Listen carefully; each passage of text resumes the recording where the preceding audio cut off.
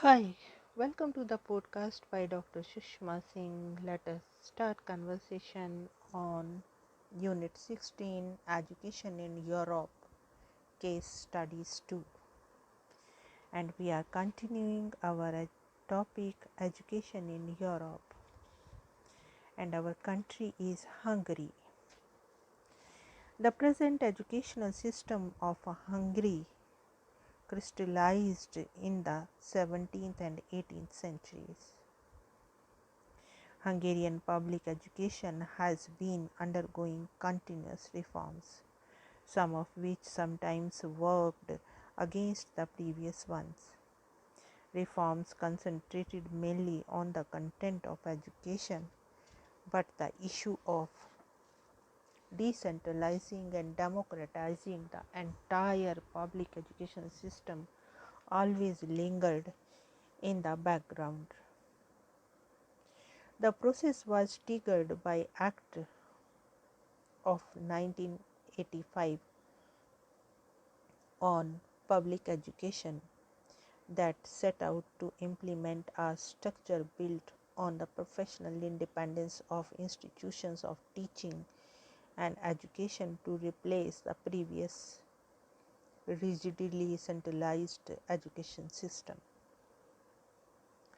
That move firstly opened the door on alternative pedagogical views in school practice, and secondly, it invited the elaboration of schooling or education concepts more in line with local needs.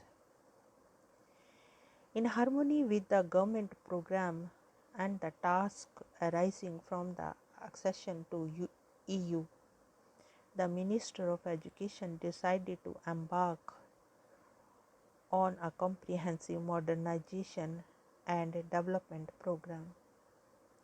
Preparatory efforts to create a new act on tertiary education were elaborated, then implementing the various elements of the Hungarian universities program were undertaken. The Campus Hungary Association was founded with the participation of 40 institutions in February 2004, enjoying the support of the Hungarian Ministry of Education. The commissioned Hungarian Scholarship Board created the database for the use of Hungarian higher education institutions and foreign HE students and organized the framework of the association. The most important aim of this organization was to create publicity of Hungarian higher education abroad and to motivate Hungarian institutions to launch more courses in foreign languages. Now let us move to the next country, that is Portugal. In 1996, the Ministry of Education Portugal, in partnership with the then Ministry of Labour and Social Security and the Ministry of Equipment Planning and Territorial Administration, introduced the program for the expansion and development of preschool education, with the aim of consolidating what were previously uncoordinated efforts and to make proposals for the effective enlargement and expansion of the network in a partnership between public and private initiative, developing pedagogic intervention proposals at syllabus and teacher training level, as well as promoting and monitoring the launch of innovation, training and research programs.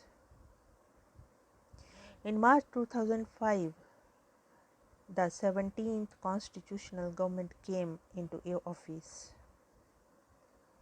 whose program makes changes in order to provide quality education for all, progressively making preschool education available to all children of the appropriate age.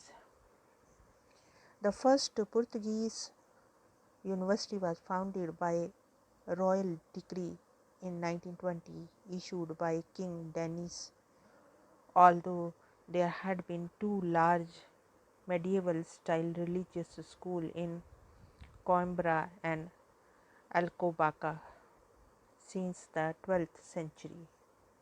At the close of 1979, what until then had been known as short duration higher education became known as Ensino Superior, Politecnico, and Polytechnic colleges were set up to coexist with the universities.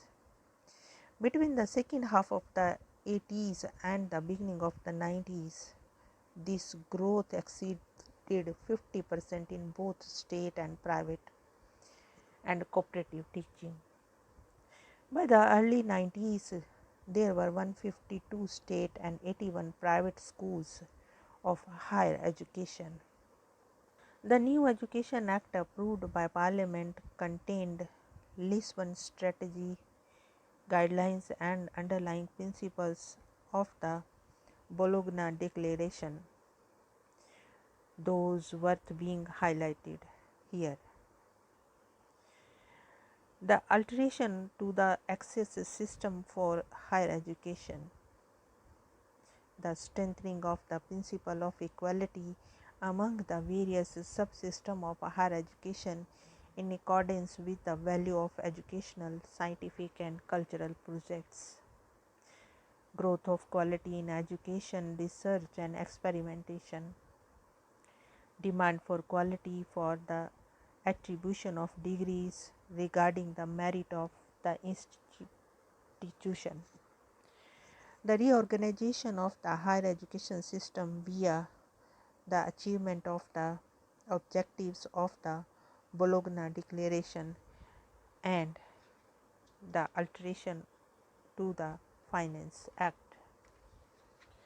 The reformulation of the school social action policy in higher education is being prepared. The following structural questions regarding higher education are also being debated. Restructuring the academic degree system in 3 stages in the implementation of Bologna process, administration of higher education institutions, improving the access system to higher education and the subsequent passage to higher education institutions, autonomy and regulation with the implications for the different stakeholders, reformulation and growth of scientific research, revision of the higher level assessment and accreditation system of competencies, and conjugation of formal qualifications with non-formal ones from a lifelong learning perspective. Here we wind up this conversation, and thank you so much for choosing this podcast.